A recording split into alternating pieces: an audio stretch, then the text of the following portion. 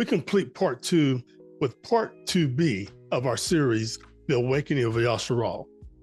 Let's address one of the most important misunderstandings about the 400-year prophecy spoken to Abraham in Genesis 15:13. We'll address the 400 versus 430-year issue in part 2, but let's get even more confirmation from the word. In Genesis 15:13, the Most High said to Abram, "Know for certain that your seed are to be sojourners in a land that is not theirs, and shall serve them, and they shall afflict them 400 years. Many were taught this referred to Egypt, but Egypt doesn't match the full details. So even after going into this explanation in part 2, there's still some who are not convinced. But Barak 4:6 tells us this. It adds additional clarity. You were sold to the nations, not for your destruction, but because you moved Elohim to wrath. You were delivered unto the enemies. Well, there are several things with this. The word sold is key. The children of Yasharahla were never sold in Egypt. Neither were they delivered to multiple enemies in Egypt. Egypt was a single enemy.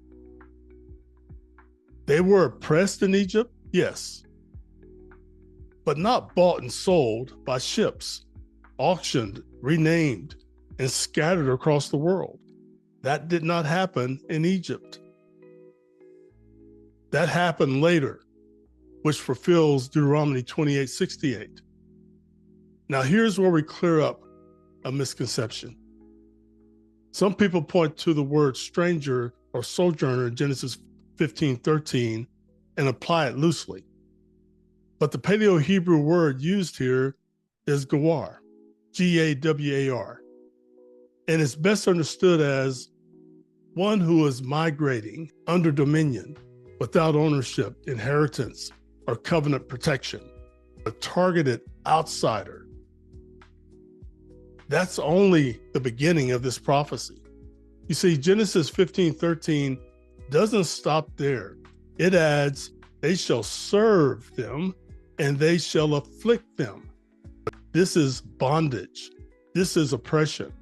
So yes, the seed of Abraham were outsiders in Egypt where they were treated well at times.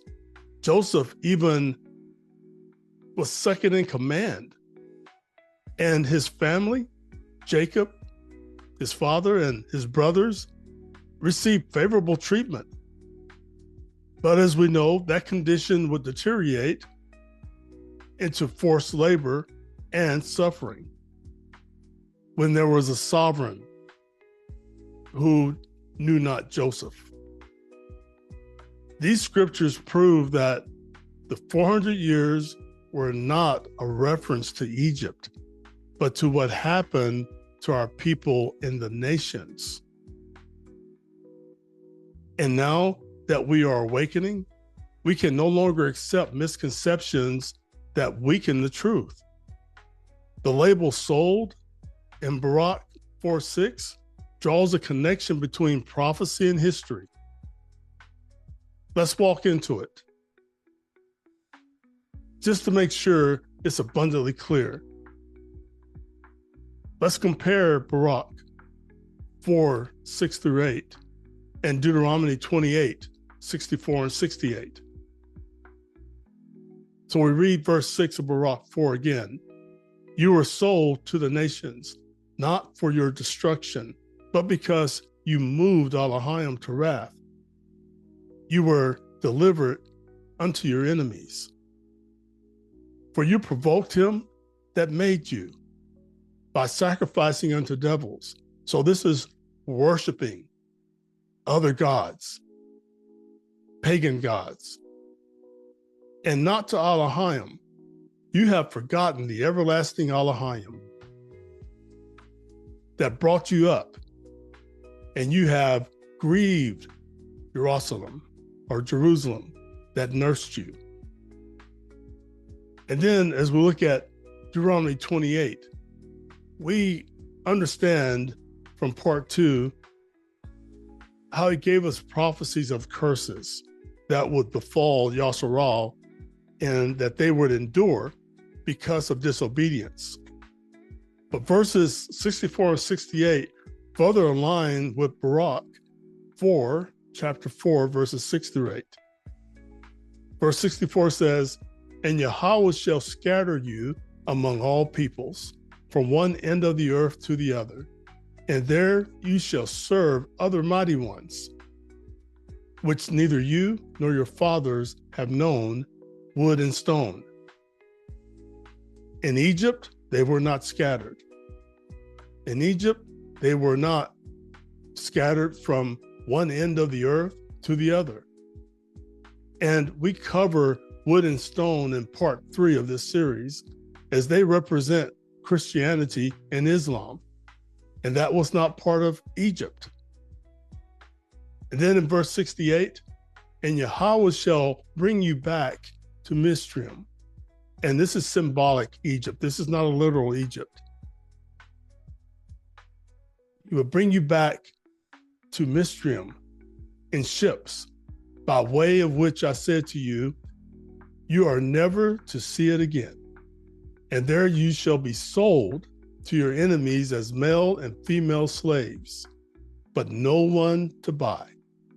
Bottom line, Yasharahla was never scattered in Egypt.